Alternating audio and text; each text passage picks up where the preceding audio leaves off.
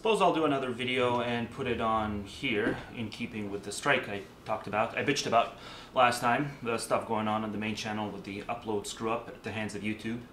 So yeah, probably going to be migrating here for a bit, and maybe not, depending on just how fed up I get with this channel as well. Because they've been sort of screwing with this channel too, but I'm not going to bitch about it again because it's just going to take too much time. And again, I've been brainstorming, well not brainstorming, but I've been contemplating methods from here on out, exactly what kind of approach to take.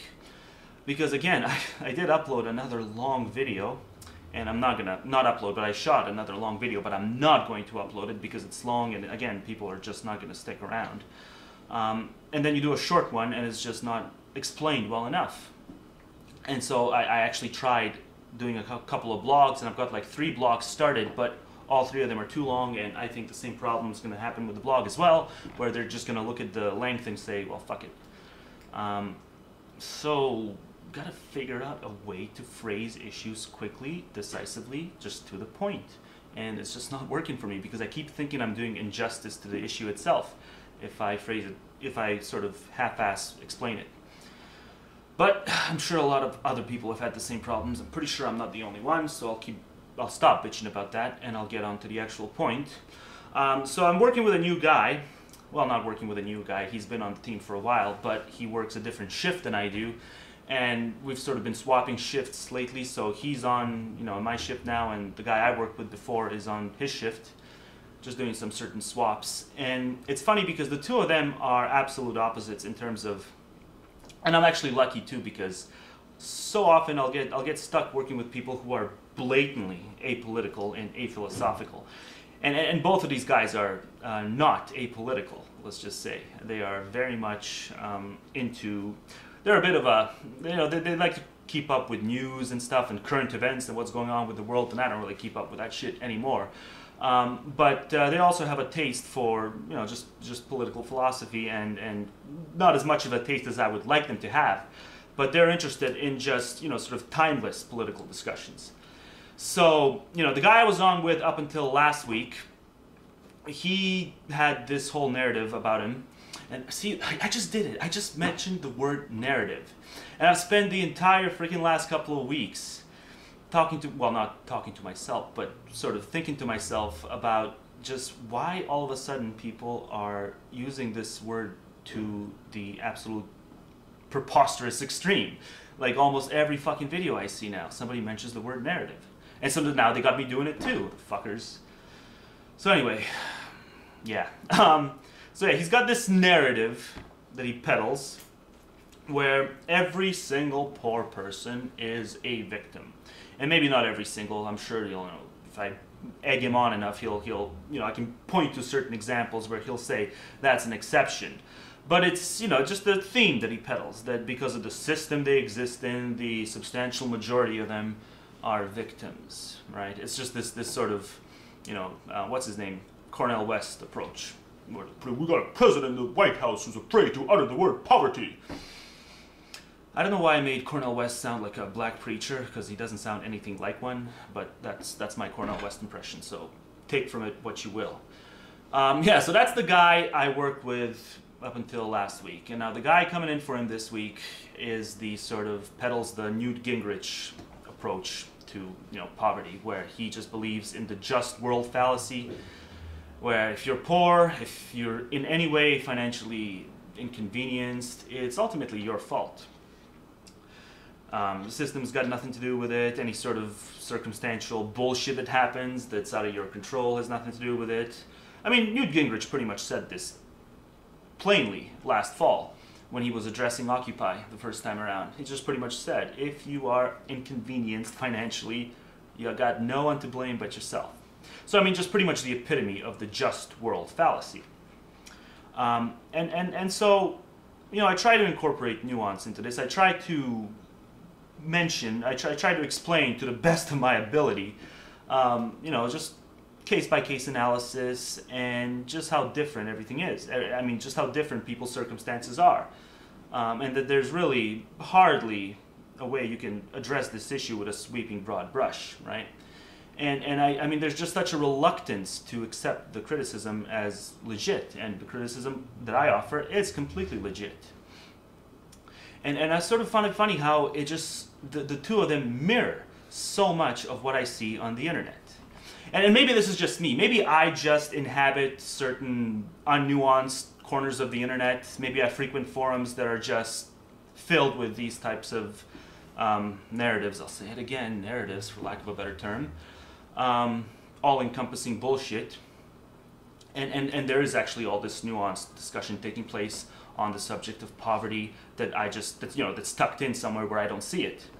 But I highly doubt it. I mean, when you ask the majority of people who take part in these discussions if the government's doing enough, or if the government's doing too much, or if the government's doing too little, you're typically going to get an answer that suggests that either they're doing way too much to combat poverty, or they're not doing nearly enough, and they're actually screwing the poor over. And I actually think, if we're talking about the states, the US, then you can probably make a case that yes, the government is redistributing money upwards. But I think a lot of the Scandinavian nations, and to an extent here in Canada too, no, it's just stupid to say. I think Canada's got it just about right. There's probably a bit too much redistribution. But when I talk to welfare applicants, and I do know some of them, the people who get rejected, and I know there's tail, because some of them are from old friends, let's just say, and I know the type of people they are, and I know the type of decisions they made, and obviously they can try to mask that to the best of their ability when they go apply. But when the state rejects somebody who applies, they're typically the type of people that I would reject too. And when they accept them, they're typically the type of person who, as far as I know, their tail, I would accept for a certain amount as well. So I'm one of these few people who, when you ask them, well, do you think the government's doing too little or too much to combat poverty, at least here in BC, the provincial government, I think they're doing enough. And it's just so, you'll almost never hear it. You'll never hear somebody answer by saying enough. You'll always either hear people saying they're doing just preposterously too much, or preposterously redistributing money upwards. It's just one of those two. And I just don't get it. And please, I mean, if I'm just not looking at the right places, point me to these right places where there are people who are taking it on a case-by-case basis and drawing their analysis from that sort of perspective. Because I don't think there's too many places that I'm missing where this nuanced analysis has taken place. I really don't. So yeah, and of course now if we're going to talk about redistribution, then obviously we want to make sure that we're not just putting band-aids on open wounds, and we want to try to go for the cure. So the cure to me entails not just a contract where the person getting a welfare check, where the person signs that I'm not going to have any more kids, and if I do have a kid, you can you can discontinue my welfare. Because obviously that's a double-edged sword, because if they do discontinue the welfare, then the kid's fucked.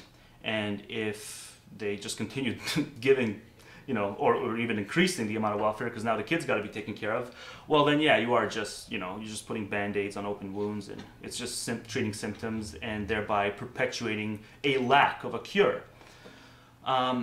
So there's a couple of ways we can, circumvent that. My way is, just flat out extremism, and I'll own up to it immediately. If any politician were to suggest this, it would be immediate political suicide. So I have no, I have no delusions that this is going to ever make its way into any sort of political discourse, mainstream or non-mainstream counterculture discourse. But I think the solution to this is that if any recipient of a government welfare check, before they get their first penny, they would have to undergo a procedure. And it's a simple procedure, to me at least. I don't think it's anything draconian, but most people disagree. The procedure simply entails, if you're a male, it's called a vasectomy. And if you're a female, it's called getting your tubes tied. Because that's the sure quickest way to go to get towards the cure. It doesn't get any more cure driven than that. right? So the type of people who would prefer the contract as opposed to just having the operation take place immediately and thereby take preventative measures. There's certain people who would propose a contract instead. And the problem with that is, the whole conversation is premised based on the fact that, well, other people should not be, the cost of raising a child, should in no way be collectivized. Maybe, public school is as far as it goes, and maybe a couple of other things, but that's about, to the fullest degree it should go. And so obviously then if you have a kid that you can't take care of, and some people will even disregard the public school aspect. They'll say if you can't pay for your kid, if you can't put your kid in a private school, well then that's enough for you to, because you can't educate the kid. Education's a huge aspect of a child raising. So if you can't afford private tutor or something like that, if you need society to be blackmailed to just educate the kid, well, that's enough of a trespass, and so we will take your kid away. So the solution is to put the kids in government orphanages, right? So it's just so funny because they gripe about the fact that a portion of the child's cost, the raising of the child's, just the expenditure of raising a child, so the portion of that is collectivized, and a large portion is still going to be undertaken by the parent himself. But seeing as how a portion is collectivized, they put the kid in a government orphanage. That's the solution. And of course, that's in no way a solution, because unless you believe that these government orphanages are going to be subsidized by money that grows on trees as opposed to taxpayer money, then obviously you are just making the problem worse, because now the cost of raising the kid are going to be collectivized 100%.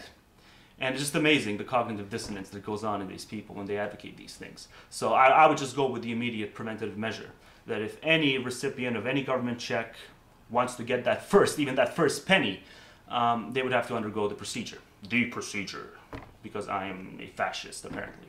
And it's really, it's just, you gotta talk cures versus fucking band-aids, and people have to start having these conversations. And of course they're not, and I'm just gonna end up being a villain here.